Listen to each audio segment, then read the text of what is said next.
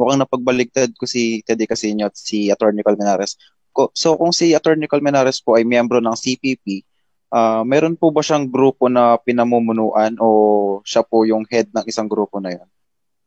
Membro siya ng tinatawag na NUFC, National United Front Commission. NUFC is under the Central Committee Staff Organ. Ang trabaho nila Nery Colmenares ay mag-organisa, mag-infiltrate ng mga abogado, ng mga media, ng middle class at magsagawa ng pangangampanya at operasyon ng party list nila na Makabayan Bloc, which is a CPP created party list. Yan ang trabaho ng NUFC, National United Front Commission, including pagbubuo ng mga alyansa kagaya ng Movement Against Tyranny upang patalsikin si Pangulong Duterte, pakikipag-alyansa sa ABS-CBN, sa mga politiko at iba pa. At yan ang mga trabaho na ginagawa nila Nery Colmenares, nila Zarate. Ang tawag dyan ay United Front Building Operations under the NUFC. Oo. Hey, Eric, tanong ko lang po for confirmation. Si Attorney Colmenares po ba ay miyembro na ng CPP, NPA, NDF nung siya po ay official na ng CEGP? Si Nery Colmenares, hindi ko alam kung nag-CEGP. Ang kasama ko sa CGP ay si Nestor Burgos Jr. na ngayon ay reporter sa Philippine Daily Inquirer at hanggang ngayon membro yan ng CPP sa Isla ng Panay at na nagkukunwari na hindi siya membro. Well, karapatan niya yan na magtanggi. Iwan ko kung bakit niya kinahihiya. Sabi ni Teddy Casino, hindi man krimen niya ng maging membro. Tama. Pero yung ginagawang terorismo, pananakot at pangwawasak at mga karahasan at madudugong mga pagpatay na ginagawa ng CPP, NPA, NDF, krimen yan. Kaya ayaw siguro nilang aminin kahit sila'y kasabwat nito. Number 2, si Nery Colmenares ay hindi naman NPA. Siya ay CPP. Kasi ang NPA yung may humahawak ng armas. Pero we have to make very clear about this, Colonel Zamudio, sir. And the rest dito sa APA Pilipinas.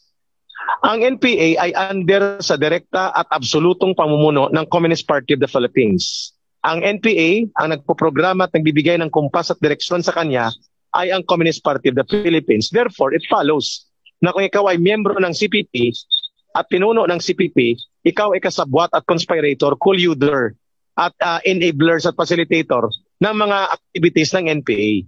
At ang NDF naman, ito yung underground organization na nagre-recruit sa loob ng mga sectoral organizations, open organizations sa mga universidad, kolehiyo, gobyerno, opisina at iba pa, including simbahan. Ang NDF ay pinamumunuan din ng CPP. So makikita mo ang tricks, ang layer of modus operandi, mayroon siyang iba't ibang pamamaraan ng maskara, underground and above ground, at mayroon siyang armado. Si Nery Colmenares ay direktang bahagi ng Communist Party of the Philippines, kagaya ni Teddy Casino, na hindi nila kayang aminin in public because hindi tatanggapin ng mamamayan ang kanilang organisasyon na ito kapag inamin nila na sila pala ay pinuno, kasabwat ng CPP at nagapagtaguyod ng mga karahasan at terorismo ng NPA. Napilit nilang pinalakpakan, pilit nilang ginajustify at pilit nilang pinapalabas na ang CPP, NPA, NDF, lalo na ang NPA, Alvin, ay siyang tagapagtaguyod daw ng karapatan at kagalingan ng mga magsasaka at mga manggagawa ng buong sambayan ng Pilipino. Nakalimutan nila na ang krimen at karahasan at terorismo ng CPP, NPA, NDF ay umaalingasaw sa loob ng 50 taon na ito. Kung kaya itinatakwil ito at sinusuka ng mamamayang Pilipino, pero pilit nilang ipinipilit sa atin na ito daw ang tamang organisasyon na magliligtas sa ating bayan para sa kasaganaan at kapayapaan. Kalokohan yon.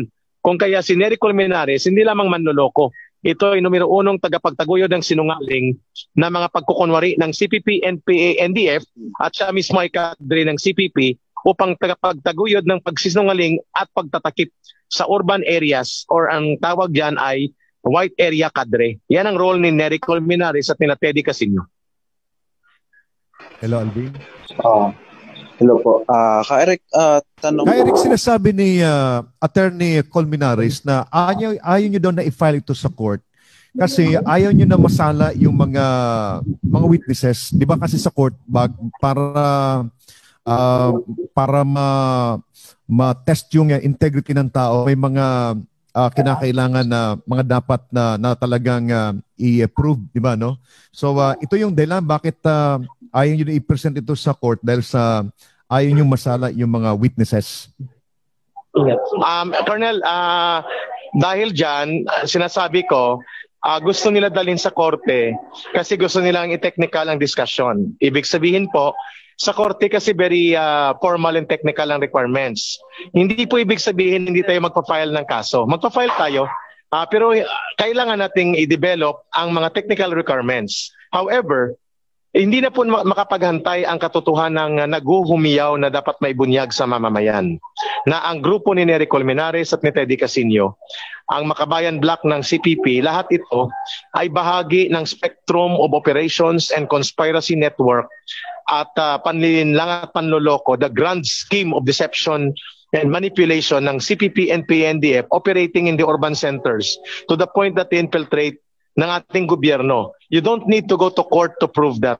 Ano lang kailangan dyan, Colonel? Kailangan ng preponderance of testimonies ng mga direktang kumilos na mga kadre ng CPP and PNDF, kagaya ko, kagaya ni Canuel Legaspi, ni Kaamihan, ni Shane, and many more. There are around 15 to 20 of us now na mga top level kadre na may kapasidad na magbubunyag nito. At hindi kailangan ang court trial dito kaagad. Ang kailangan dito is ang public awareness at ang government awareness. Kasi ang court trial, doon sila mananagot sa kanilang mga criminal accountability. That will follow. Ibig sabihin, hindi kailangan na mauna ang court trial or itali natin sa court trial ang pagbubunyag. This is pagbubunyag eh. This is expose. At ang expose, Colonel, na ginagawa natin ay may malaking impact laban sa kanila. Kaya kailangan nilang supilin, kailangan nilang itago at ipatigil. At kung hindi man ay iwasan at magsinungaling. Kaya ang court trial na sinasabi ni Attorney Colmenares na yan ng bayan muna ay pamamaraan para iiwas at matabunan ang pagbubunyag na siyang layunin ng paglalantad naming mga former cadre upang mamulat ang buong mamamayan natin, Colonel. Pero yung sinasabi niya ka, Eric, na dapat daw wag papayagan ang mga taong magsalita tungkol sa krimen na wala silang personal knowledge, kagaya daw ng ibang mga surrenderies na ang ginagawa ay nguso-nguso lang. Yan ang mga taktikang abogado di pulpol na mga rason para lamang matabunan ang pagsisinungaling. Ibig sabihin, paano namin malalaman at paano namin naintindihan ang mga framework, modus operandi at mga pamamaraan at mga taktika ng panlilinlang, pangre-recruit, pangguguyo, pangwawasak ng mga ito ay direkta kaming kumilos. Ibig ba niyang sabihin, kino-contest niya ang aming mga eksperyensya sa iba't ibang larangan ng gawain sa loob ng CPP and PNDF.